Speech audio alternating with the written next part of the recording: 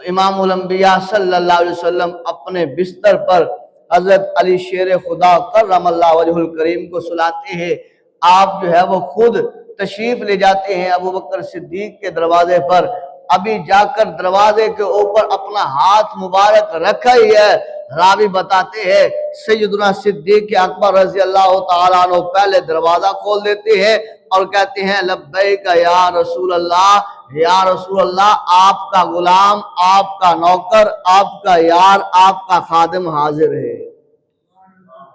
رسول اللہ صلی اللہ علیہ وسلم نے مسکرایا، تبسم فرمایا، فرمایا صدیق اس قدر ایکٹیو، اس قدر دروازے پر. عرض کی یا رسول اللہ صلی اللہ علیہ وسلم ایک مرتبہ آپ نے ارشاد فرمایا تھا کہ صدیق تیار رہنا، کسی رات بھی اللہ ہجرت کا حکم عطا فرما دے تو پھر ہم نے ہجرت کے لیے اکٹھے جانا ہے. یا رسول اللہ بس آپ کا وہ فرمان آیا ہے، میں اس رات سے اپنے بستر پر سویا نہیں ہوں، اسی دروازے کے اندر چوکھٹ کے ساتھ کھڑا رہا ہوں. خبریں کس رات میرا محبوب محمد آ جائے اور میں اس محبوب محمد کے ساتھ چلتا جاؤں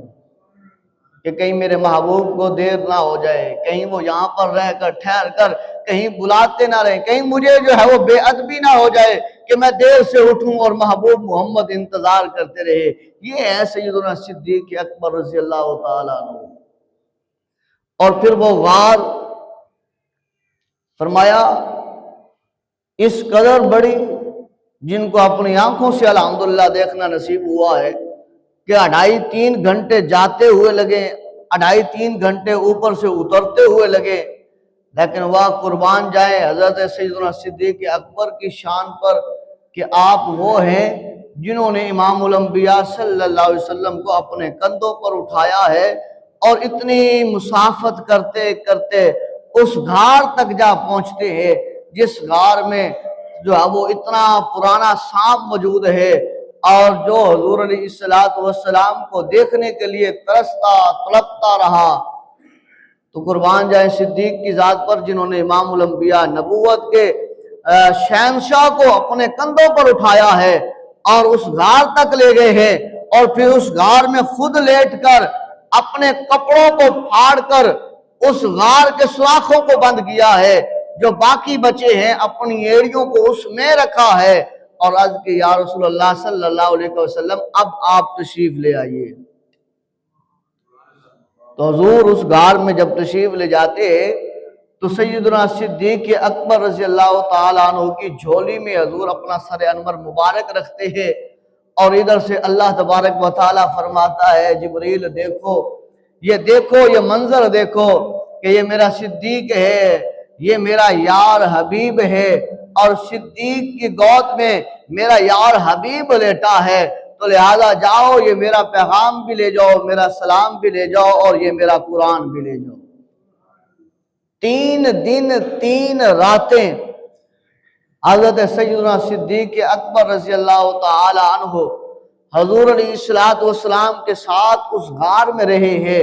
اور حضور علیہ السلام کا سر انور مبارک حضرت ابوبکر صدیق رضی اللہ تعالی عنہ کی گود میں رہا ہے اور ادھر سے اللہ تبارک و تعالیٰ کا قرآن نازل ہوتا رہا ہے.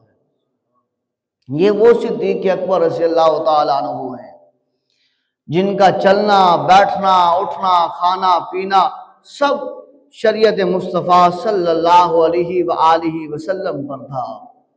اور جن کو لقب بھی صدیق کا امام الانبیاء صلی اللہ علیہ وسلم نے عطا فرمایا ہے. اور یہ بھی یاد رکھ لیں سب سے پہلے جو اشہد اللہ الہ الا اللہ کہا ہے وہ آدم علیہ السلام سے لے کر عیسیٰ روح اللہ تک کسی نبی نے اشہد اللہ الہ الا اللہ نہیں کہا. آدم علیہ السلام سے لے کر عیسیٰ روح اللہ تک جتنے نبی آئے ہیں اس میں بڑے بڑے پیارے نبی آئے ہیں، بڑے بڑے حسین نبی آئے ہیں. حضرت یوسف علیہ السلام کے بارے میں آتا ہے آپ کا حسن اتنا حسن تھا کہ جو حضرت یوسف علیہ السلام کے چہرے کو دیکھ لیتا اس کی بھوک مٹ جاتی تھی.